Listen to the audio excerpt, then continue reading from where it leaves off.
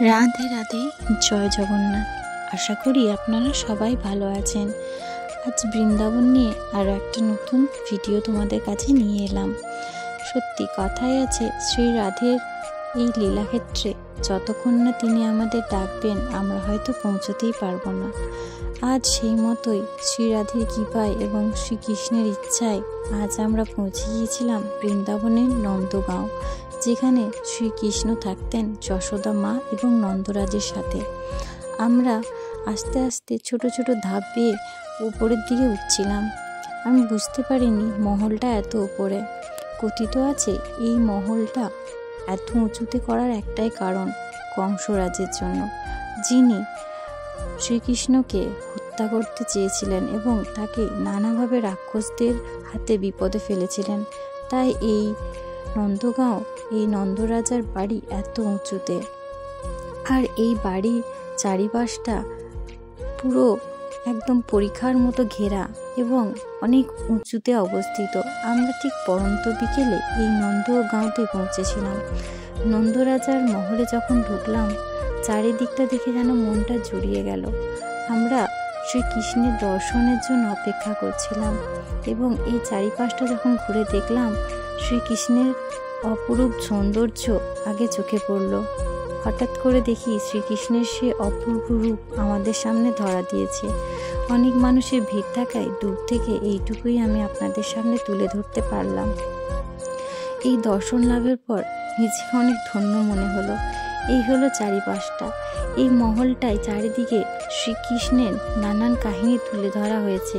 কিভাবে রাক্ষসদের সাথে তিনি তার প্রত্যেকটা বিপদ থেকে মুক্ত হয়েছেন, তার গোপীদের সাথে তিনি কিভাবে সময় কাটাতেন, রাধার সাথে তিনি কিভাবে সময় কাটাতেন, সমস্ত দৃশ্য তুলে ধরা আছে। অন্দরমহল থেকে বেরিয়ে আমি চারিপাশটা ঘুরে দেখছিলাম। সত্যি এই চারিপাশটায় শ্রীকৃষ্ণ খেলা করতেন। এসব দেখেই যেন মনটা জুড়িয়ে গেল। আর তাই আপনাদের সাথে এই সুন্দর ভিডিওটা আমি তুলে ধরলাম। যারা এখনও পর্যন্ত নন্দগাঁও আসতে পারেননি তাদের জন্য একটাই অনুরোধ, অবশ্যই একবার বৃন্দাবন এসে ঘুরে যান, মন সত্যি ভালো হয়ে যাবে। এই চারিদিকটায় প্রত্যেকটা শ্রীকৃষ্ণের কাহিনী যেন ঘুরে বেড়াচ্ছে। কিভাবে তিনি যশোদা মায়েরকে লুকিয়ে তিনি মাখন চুরি খেতেন, সখাদের সাথে কিভাবে আনন্দ করতেন, এইসব জিনিস যেন চোখের সামনে ভেসে উঠছে। দেখতেই পাচ্ছেন এই নন্দগাঁয়ের নন্দরাজের বাড়ি কত উঁচুতে। চারিদিকে অনেক বাড়ি, কিন্তু এই বাড়ি সব থেকে উঁচুতে, কারণ এটা শ্রীকৃষ্ণের বাড়ি। তাই তিনি তো সবার উপরে বিরাজমান, তাই না? পড়ন্ত বিকেলে আমরা অনেকক্ষণ এই ওপরটাতে ঘোরাঘুরি করছিলাম। এত ভালো লাগছিল এই সৌন্দর্যটা, এখান থেকে চোখ সরাতে পারছিলাম না। চারিদিকটা ঘোরার পর আমরা এই সুন্দর একটা ঘন্টা দেখতে পেলাম। নরোত্তম ওটা দেখেই সুন্দরভাবে বাজাতে শুরু করলো, আমরাও বাজিয়েছিলাম। এই যে মেয়েটি দেখছেন, এই মেয়েটি আমাদের সবার কপালে তিলক করে দিয়েছিল এবং রাধে রাধে লিখে দিয়েছিল। আমাদের কাছে খুচরো পয়সা সেভাবে ছিল না, যার জন্য মেয়েটিকে আমরা দিতে পারছিলাম না। তাছাড়া ওখানে নাকি 10 টাকার কয়েন চলে না, এটাও একটা অদ্ভুত ব্যাপার ধরা পড়েছিল ওখানে। তো মেয়েটি বলেছিল হামকো পয়সা নেই চাইয়ে, আপ ऐसे ही कर लीजिए। তো আমরা সেই আনন্দেই এভাবে কপালে তিলক করে রাধে রাধে লিখিয়ে নিয়েছিলাম। সত্যি শ্রীকৃষ্ণের লীলাক্ষেত্রে রাধে রাধে ছাড়া আর কী বা পাওয়া যায় বলুন?